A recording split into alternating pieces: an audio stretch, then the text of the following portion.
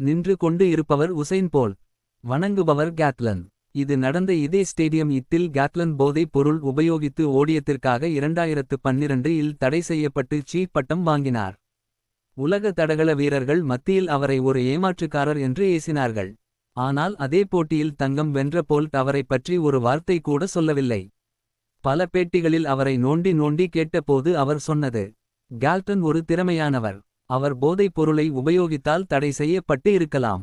ஆனால் என்னை பொறுத்தவரை அவர் போதைப் பொருளை உபயோகிக்காமல் இன்னும் முயற்சி எடுத்து இருந்தால் கண்டிப்பாக என்னை கூட ஜெயிக்கலாம் என்றார். உலகம் அவர் செய்த தவறை மட்டும் பார்க்கிறது. நான் அவரின் திறமையை மட்டும் பார்க்கிறேன் என்றார். அப்போது எல்லோரும் சிரித்தார்கள். ஒரு கருப்பருக்கு இன்னொரு கருப்பர் வக்காலத்து வாங்குகிறார் என்று. ஆனால் அந்த பேட்டி கேல்டனிக்குள் ஒரு பெரும் மாறுதலை உண்டாக்கியது. 6 வருடம் உழைத்து போதைகளை விட்டு விட்டு மீண்டும் களத்துக்கு வந்தார்.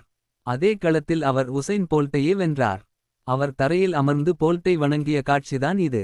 அவர் வணங்கியது அவரை ஏசிய மக்களை பார்த்து அல்ல. அவரின் திறமையை பார்த்து அதன் வலிமையை உணர்த்திய போல்ட்டை. அதனால் இந்த உலகத்தில் ஒருவரின் திறமையை பாருங்கள். அவரின் குறைகளை பார்க்காதீர்கள். திறமை குறைகளை வெல்லும். நண்பர் அவர்களின் பதிவு. படித்ததில் பிடித்தது.